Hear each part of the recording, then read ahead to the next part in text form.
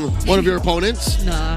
They'll just find Apbren's blind side. Because someone popped off and played the hell out of this game. Because looking at the lineup of Onic with the Joy, with what it's up against, I'm seeing this could be a star-making game for James Banks or a I told you so, we shouldn't have picked a Joy moment for Apbren. One more look at the lineup by these two squads. Again, it's dire straits for Apbren in the series because they are one loss away from conceding the series. A sweep over to the Super Fam, who is looking great. Game 2 is upon us. Into the Land of Dawn we go.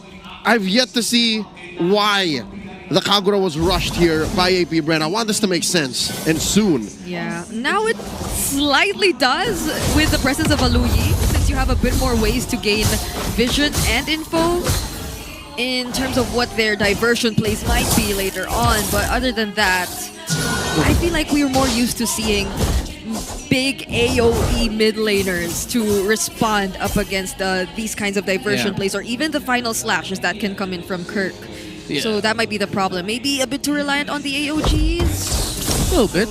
However, what I like about the Kagura pick in this regard is, again, as we saw, the Kagura did give the Harith of Shizo in game number 1 a little bit more difficulty to maneuver it, because you throw the umbrella wherever the Zaman force is, and then suddenly, wait, where am I going to dash? Where am I going to dance around? And it does have that built-in Purify that if ever you do get caught out, there's a chance for you to get away, to respond just in case you don't get bursted. You do have a flicker with it as well. Yeah. So I'm still holding my opinion on this Kagura pickup. It could come out really good for them, but again, it's such a mechanically demanding lineup that they decided to play. And both teams seems to be rotating a bit more towards the EXP now. It's not just Onic doing or going for that plan.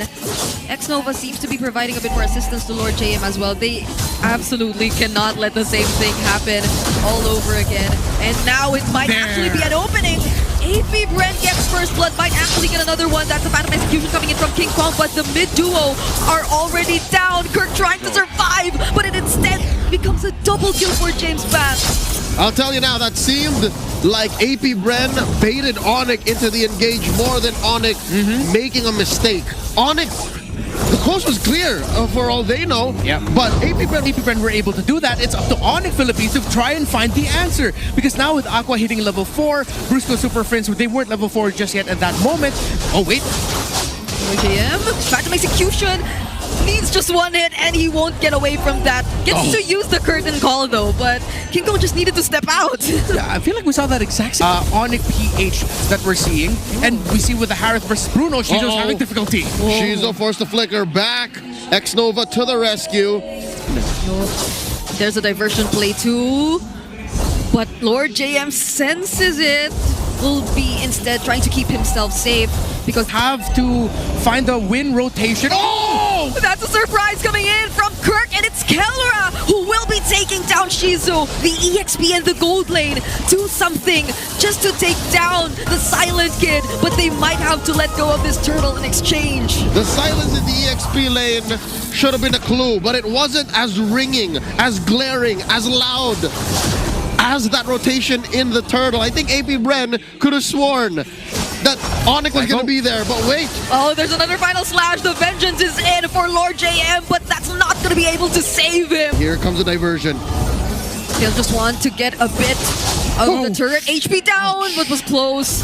But so far, it's been Apbren who's just able to take the objectives. Lord JM, though, gets caught by the final slash, but X-Nova in the middle of 5 members gets to land the AOG and allows James Pass to actually secure the retribution. Aqua picks up a kill as well, but Kellera takes down Aqua, and X-Nova left all alone. It's a double kill for Kellera. 100% turtle take rate for the Hive, but Onic punish and still win fights. Nobody saw that, Kirk. That's fine. You've been doing a good job. I think it was used to zone to be able to keep up the pressure elsewhere. Zaman Force dropped in by Kellera. Onic just can't convert as quickly, though. Like with all the things in life, you need somewhat outplayed by all of the fast rotations that Onic can do in the map. Yeah. That even though Apbren can dance with Onic when it comes into the team fights, into the skirmishes, they're losing the macro game little by little. Yeah, I think the final slash is disrupting so much for Apbren. And speaking of, once again, we are about to see a pickoff coming in from Onic as they take down Lord JM and potentially a turret as well. But there's a flicker from Super Prince keeping him safe. And Apbren will try to defend this as much as they can. They don't let go of that tier 1 turret. Onic PA. Get some vision from Onic. Force a response. Kirk again! There you go again, and the burst damage wouldn't actually make it. Kellera takes the kill. AOG landed by Xnova and James Pax from behind will actually get to spot Kellera. Currently on his killing spree and also picks up a double. Shizu as well takes the kill for himself. That's 3 members taken down from the Super Fam. Devastating flank by James Pax. He takes the Super Fam from the back. No one saw him coming. Xnova with the taunt to set it up, and it was just the perfect timing. I think Onic Philippines are looking at what Apbren did there and say, hey, that looks kind of familiar. In the mid lane, though, Super Prince doesn't get to diversion away. He gets caught by James Pax under Head against a team like Apbren who found their footing, split pushing. It's not too late. It's not as bad a situation, but James Pax is snowballing out of control. Yeah, and it's great to see Apbren just realizing that they can't be as reactive to all these setups that are done by Kirk, because for the most part it's always been the final slash. But once they were able to find their footing and decide that they too can have a decent response, mainly through that backline by, or that flank by James Pax, things took a completely different turn. This is easier said than done, Brig, because maybe, let's say, if Kirk switches over and changes his priorities and tries to take down James Pax, or at least answer to him, then that leaves up a huge resource for the Super Fam. Then what do you do with the final slash? Do you use it to sweep away this buzzing little unit? so many questions for them. See how they're going to answer it. I feel like Onic need to slow down the pace in the regard that they have to save some ultimates for the entry of James Pax now.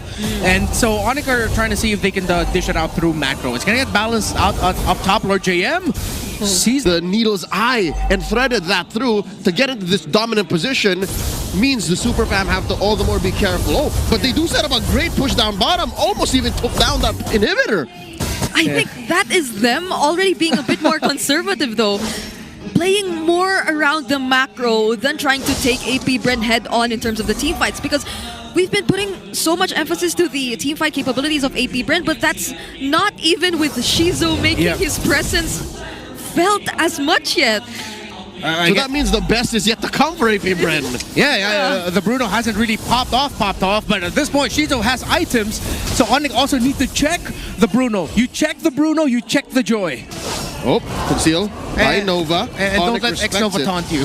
Okay. Could have got, he almost got it raw. Yeah. Wait, now he gets taunted. King Kong gets taunted, but he has enough damage. Nova? Forces the AoE out defensively, and Aqua's already down very, very low. Onic regained control of the Lord. Okay, Xnova played with fire, and he got burned, and now they're sending back two of their mid lane duo. And this is, they're fighting back. You have to force it. They can actually fight back. There's no final slash, but the damage coming in from Kellera and the passive execution to secure the Lord. Onic win that fight for now, but will Apbren be able to fight back? Shizu still going on with the free hits, but it's a disengage by Apbren. Oh, heartbreaking rookie mistakes. Xnova. He showed himself too early, took all that damage. Aqua decided to help cover, but then King Kong, who was in the shrub that was unchecked because Xnova was going to the purple buff, that is anticlimactic and heartbreaking to see from the side of Apbren. But then you see the veterancy for Onic. Another kill, by the way, for Onic Philippines. They found Lord JM in the middle. Apbren need to get their marbles back together here because they are falling apart. I'll tell you now, Renmar, that first check by Nova after the conceal, already something was amiss. King Kong forced to use his whole kit to get away. And now in mid, there's the glorious pathway dropped in. Finally, Onic are in the base, up 4K. There has to be some way Apbren finds separation between these waves and the rest of the Super Fam, because I think Onic see an end angle. AOG! Two-man final slash set, and Shizu's the first to fall. Now they lose their damage, and it's gonna be a sweep for Onic Philippines. 2-0 for the Super Fam. Making quick work of Apbren under 15.